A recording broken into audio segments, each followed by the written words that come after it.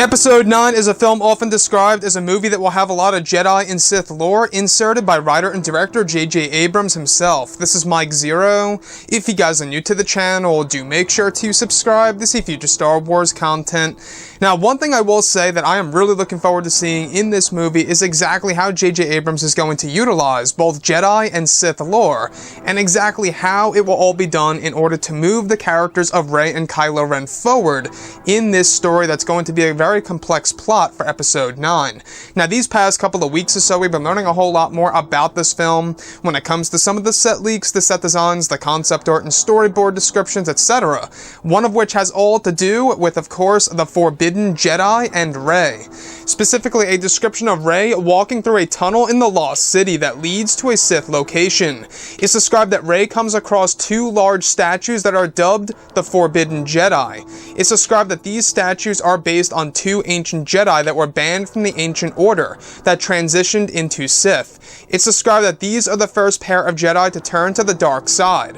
One statue is described to be a humanoid male with long black hair with his head to the left, where the other statue is described to be a regular human male with a hood over his head.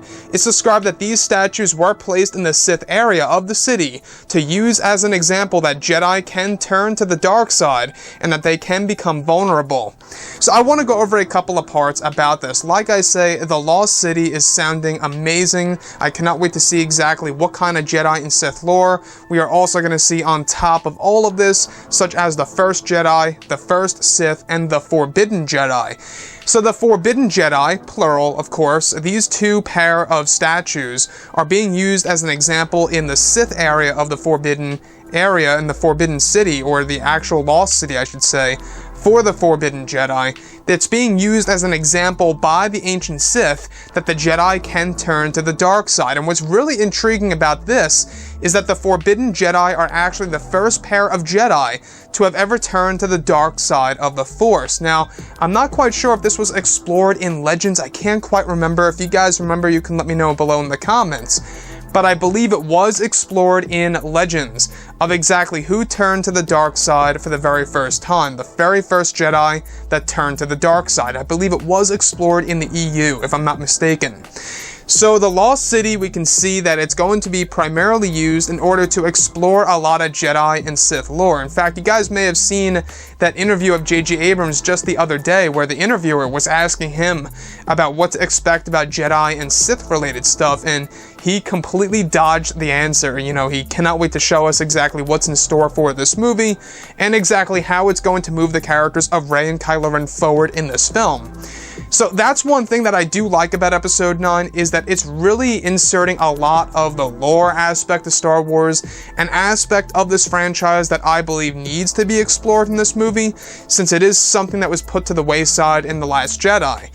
So now in Episode 9, we still don't have a title as of yet. I know the title, as of right now, they're going through a lot of promotional changes, a lot of marketing change-ups for Episode 9. So we may not even get that title reveal until, I would have to say, Star Wars Celebration. There are negotiations in place in order to save it all the way till then. And this actual title must be very special. It must mean something to the plot itself, because for all we know, J.J. Abrams is really trying his very best in order to title this film correctly. Now, when we look at Episode 9 as a whole, though, the Forbidden Jedi, alright, I gotta say that learning more about the actual Sith and Jedi lore in Episode 9, I think is going to really get a lot of people to get very interested into the other side of Star Wars, the things that are explored in the books and the novels, etc. That's definitely the side of Star Wars that I would definitely have to say that I'm really invested in right now, and I'm very happy to know that it's going to be a part of Episode 9, at least based within the second act of the film, primarily based within the Lost City. Now, where is the Lost City? That's a big question for sure. You know, the Forbidden Jedi are based underneath the surface of this mysterious world. Now, a lot of people are thinking it could be something around the lines of a planet that's going to be taken directly from Legends and or the EU, because we got something similar in the EU. So we also know that JJ is inserting a lot of Legends material in Episode 9. And I think that's what's really going to make this movie stand out, is how it's exploring all of these ancient stories of the Jedi and the Sith that Rey is going to learn from. And that's the exact reason as to why Rey is going into the Lost City, that leads her to the first Jedi statue and the first Sith statue, as well as the pair of statues of the Forbidden Jedi, is to learn about the historical accuracy of what happened thousands of years ago, well before the events of course, Episode 1, The Phantom Menace, in order to rebuild a Jedi Order that is pretty much going to be invulnerable to anything related to the dark side of the Force. Now that's what I take from all of this as to why Rey is collecting and trying to gain as much knowledge as possible of the Jedi and the Sith itself. We also know that she's learning a whole lot from the books that she took from the Tree Library on Ahch-To. So that's going to be another major component in this movie, and another big, factor into her becoming a Jedi of her own.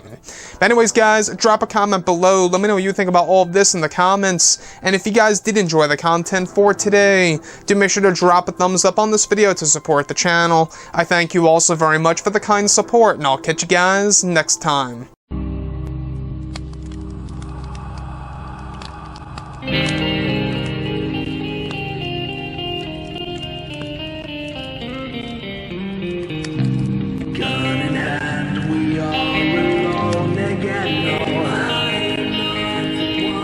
From night to morning.